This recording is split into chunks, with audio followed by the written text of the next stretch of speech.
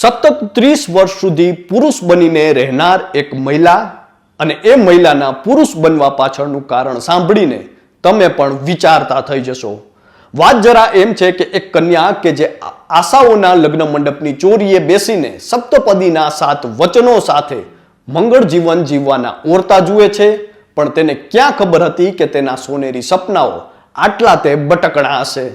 જી હા, કારણ કે 7 ભવ સાથે રહેવાના વચન લીધા બાદ લગ્નના 15 જ દિવસમાં આ મહિલાના પતિનું હૃદય રોગના હુમલાથી મૃત્યુ થાય છે. ત્યારબાદ આ મહિલાના જીવનમાં સંકટના વાદળો વરસી પડે છે અને એક બાદ એક આવતી મુશ્કેલીઓ અને તેની વચ્ચે જન્મ થાય છે એક બાળકીનો. માં બનેલી આ મહિલાના જીવનમાં પછી તો એવા વળાંકો આવે છે કે તેણે પોતાની બાળકીના લાલન પાલન માટે પોતાની સ્ત્રી તરીકેની ઓળખાણને જ કાયમી માટે દફનાવી દીધી અને પુરુષ તરીકેનું જીવન શરૂ કર્યું. આજે આ ઘટના સામે આવ્યા બાદ એક બાજુ લોકો આશ્ચર્યચકિત થઈ રહ્યા છે, તો બીજી બાજુ સોશિયલ મીડિયા પર લોકો આ માને વંદન કરી રહ્યા છે. નમસ્કાર, આપની સાથે હું છું કૃપાલસિંહ જાડેજા અને આજે એક એવી માતાની વાત કરવી છે જેને પોતાની પુત્રી માટે પુરુષ તરીકેનું જીવન જીવવાનું નક્કી કર્યું અને હવે 30 વર્ષ બાદ આ પુરુષ તરીકે જીવતી મહિલાએ પોતાની ઓળખાણ દુનિયા સમક્ષ કરી છે. આ ઘટના અને સંઘર્ષે લોકોને વિચારતા કરી મૂક્યા છે. ત્યારે શું છે સમગ્ર ઘટના, તેના વિશે આજે વિગતે વાત કરીએ. વાત ગુજરાતી પર. ગંગાના નીર તો વધે ઘટે રે લોલ, સરખો એ પ્રેમનો પ્રવાહ રે, જનનીની જોડ સખી નહીં જડે રે લોલ. આમ તો કહેવાય છે કે એક માતા પોતાના બાળક માટે ગમે તે હદ સુધી જઈ શકે છે. માં એટલે માં, બીજા બધા વગડાના વા. માં અને સંતાન વચ્ચેના હેતને લોકો ઈશ્વર તુલ્ય ગણતા હોય છે, કારણ કે પોતાના સંતાનો માટે માતા જીવનનો કેટલો પણ મોટો સંઘર્ષ હસતા મુખે સ્વીકારી લે છે.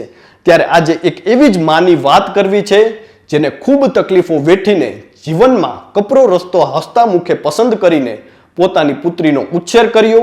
જે હા, એક એવી માતાની વાત કરવી છે જેને પોતાની પુત્રીને ઉછેરવા માટે 30 વર્ષ સુધી પુરુષનો વેશ ધારણ કર્યો.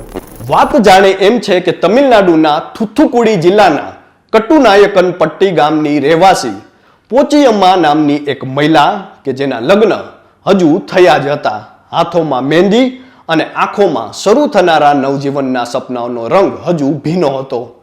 આશાના અભરખાઓના ઓરતા મનમાં ઉછળી રહ્યા હતા, પણ તેને ક્યાં ખબર હતી કે તેનું ભાગ્ય તો અલગ જ રસ્તે જઈ રહ્યું છે.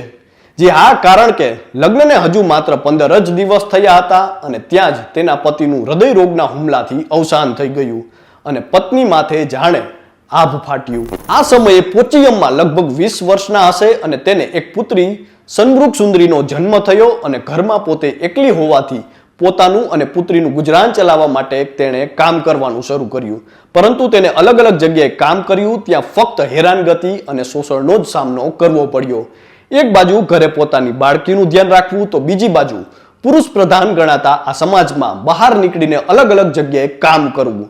ધીમે ધીમે આ ચઢાણ કપરા બનવા લાગ્યા. નિયતિ જાણે તે મહિલાની પરીક્ષા લઈ રહી હતી, છતાં આ મહિલાએ બિલકુલ હાર ન માની, કારણ કે તે એક પુત્રીની માતા હતી અને તેની પુત્રી માટે તે મહિલા પોચીયમ્મા મુથુ નામ ધારણ કરીને પુરુષ બની. પહેલા પોતાની ઓળખાણ બદલી અને પછી ગામ પણ. જી હા, એક મીડિયા ઇન્ટરવ્યુમાં પોચીયમ્માએ ખુલાસો કર્યો કે તેનું નામ બદલ્યા પછી તે લગભગ 20 વર્ષ પહેલા કટ્ટુનાયકન પટ્ટી ગામમાં સ્થાયી થઈ હતી.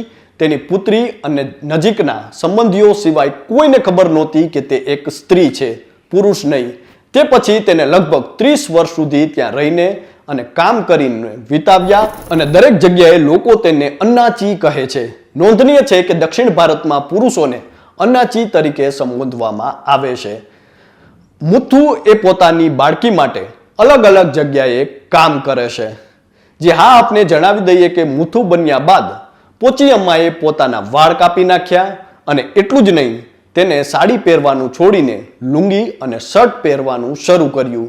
તે નજીકના ગામડાઓમાં એવી નોકરીઓ કરતી હતી જે સામાન્ય રીતે સ્ત્રીઓને અનુકૂળ ન હોય અને ત્યાં ફક્ત પુરુષો જ જોવા મળતા હોય. એક અહેવાલ મુજબ પોચીયમ્માએ ચા અને પરોઠાના સ્ટોલ પર કામ કર્યું, જ્યાં લોકો તેને મુથુ માસ્ટર કહીને સંબોધતા હતા. આ ઉપરાંત પોચીયમ્માએ કહ્યું છે કે તેણે પોતાની પુત્રીને રંગકામથી લઈને નારિયેળ વેચવા સુધીના વિવિધ નાના મોટા કામો કરીને ઉછેર કર્યો છે. મુથુ, જેને પેચીયમ્મા તરીકે પણ ઓળખવામાં આવે છે, તે બસમાં પણ પુરુષોની સીટમાં જ બેસતી હતી. વધુમાં તેણે કહ્યું છે કે તેને પોતાની ઓળખ બદલાવાનો કોઈ પણ પ્રકારનો અફસોસ નથી. ગામના થોડા લોકો સિવાય કોઈને ખબર નહોતી કે મુથુ ખરેખર એક સ્ત્રી છે. આમ તો એવું કહેવાય છે કે માતા પોતાના બાળક માટે ગમે તે કરી શકે છે અને એક ફિલ્મમાં એવો સંવાદ પણ છે કે માતા આ દુનિયાની સૌથી મોટી યોદ્ધા છે. માતાની ઈચ્છા શક્તિ સામે કોઈ ટકી શકતું નથી અને તે એકલા હાથે પોતાના બાળક માટે અશક્યને શક્ય બનાવી શકે છે. હાલ સોશિયલ મીડિયાના અલગ અલગ રિપોર્ટ્સમાં આ માહિતી આપવામાં આવી રહી છે, જેને જોઈને લોકો આ મહિલા માટે આદર અનુભવી રહ્યા હોવાનું જણાવી રહ્યા છે. સતત 30 વર્ષ સુધી પોતાની પુત્રી માટે સ્ત્રીમાંથી પુરુષ બનેલી આ મહિલા માટે જીવનનો આ નિર્ણય કેટલો કપરો રહ્યો હશે તેની કલ્પના કરવી પણ ખૂબ અઘરી છે. ત્યારે આપ સૌને પણ અમારી આ વિશેષ રજૂઆત કેવી લાગી તે કોમેન્ટ કરીને જરૂરથી જણાવજો.